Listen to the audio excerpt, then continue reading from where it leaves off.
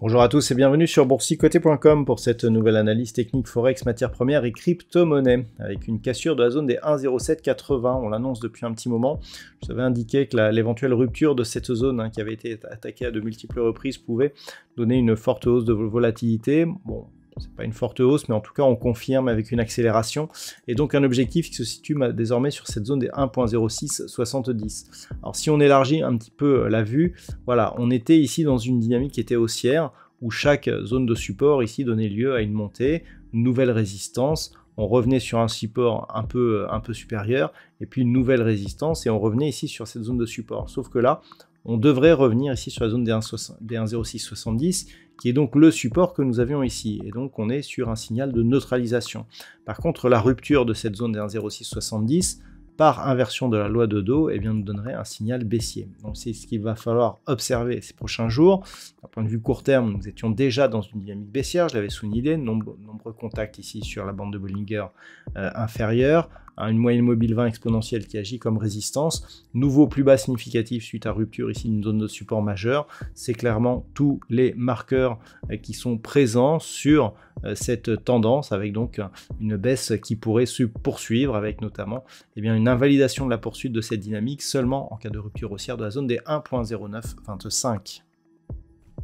Et nous avons failli avoir un signal similaire sur la paire de devises livre sterling contre dollar américain, puisque là où l'enfoncement de la zone des 1,2610 est un peu plus profond, on avait une zone proche des 1,2580, à peu près les niveaux vers lesquels évolue actuellement la paire de devises, pour vraiment valider cette cassure. On a eu un enfoncement, certes on remonte, mais globalement il peut ne s'agir que d'une phase d'enfoncement et donc cette zone de support qui pourrait se transformer en résistance.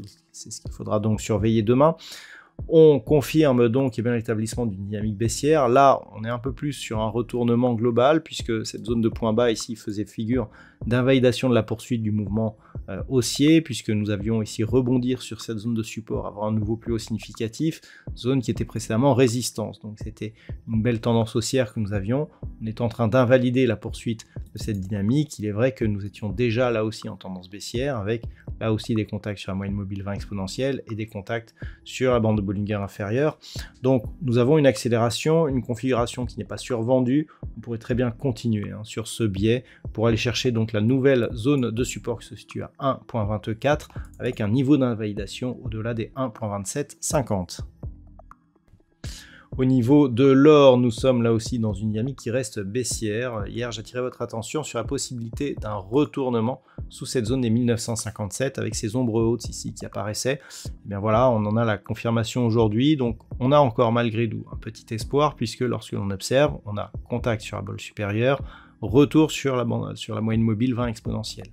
Donc globalement, si on ne recasse pas 1910, puisqu'on peut l'enfoncer un petit peu, on peut penser que nous sommes toujours ici sur une dynamique baissière avec un rebond technique qui pourrait repartir à la baisse. Mais tant que l'on reste dans ces zones entre 1910 et 1925, on va dire, eh bien, on peut avoir ici une phase de retournement avec contact sur la bolle inférieure, inversion avec donc la polarité des bandes de Bollinger. Si on rebondit sur cette zone et que l'on revient sur 1957, on aura un signal effectivement de changement de tendance. C'est ce qu'il va falloir observer. Clairement, si on recasse 1910, eh bien, on validera la poursuite du mouvement baissier avec comme objectif un retour ici sur la zone minimum des 1880 $ l'once, mais potentiellement une rupture de ce niveau. Au niveau du WTI, eh bien, on continue à monter avec des cours ici qui ont cassé la zone majeure des 84 $ le baril.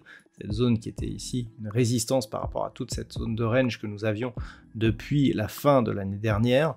Donc on a cassé cette zone, donc des plus hauts depuis presque un an, et donc on valide ici une nouvelle dynamique. Alors on a une zone intermédiaire à 88 $ le baril, et l'objectif c'est un retour possible ici sur la zone 93,50 $ le baril. Donc pour l'instant on est en train de valider ici la poursuite de cette impulsion qui a permis un contact ici de la zone des 84 $ le baril. Et par rapport au fait ici que nous ayons eu très peu de consolidation avant ici un retour, on l'avait détecté d'ailleurs sur cette phase d'accélération, que l'on pourrait casser cette zone des 84, et bien clairement la tendance est en train de changer d'un point de vue moyen terme. On est en train de quitter donc cette zone neutre pour une dynamique plus haussière qui à terme, d'un point de vue moyen terme, pourrait nous ramener donc d'une part sur 93,50 mais par la suite sur la zone des 110 $ le baril, donc à surveiller ici la poursuite de ce mouvement, sachant que pour l'instant, alors que nous avons une accélération, une rupture de résistance majeure, eh bien nous ne sommes pas sur une configuration d'excès. Certes, on sort des bols assez régulièrement, on a un RSI qui rentre en surachat, mais les histogrammes du MACD ont encore de l'amplitude à donner avant d'avoir un potentiel de retournement. Donc clairement, on peut continuer à monter sur cette configuration.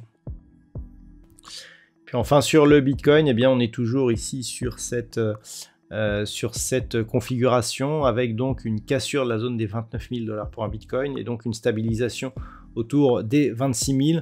C'est toujours la zone des 25 200 qu'il faut surveiller, donc 25 200 $ pour un Bitcoin qui, je le rappelle, d'un point de vue moyen terme, eh bien, peut nous donner, je dirais, des signaux assez importants.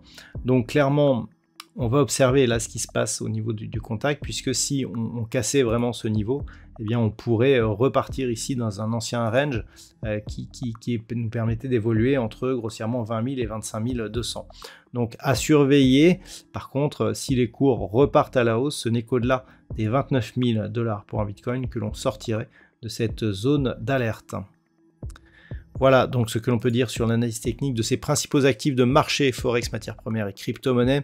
Je vous souhaite de passer une très bonne soirée. On se retrouve dès demain pour d'autres analyses techniques, toujours sur le site boursicoté.com.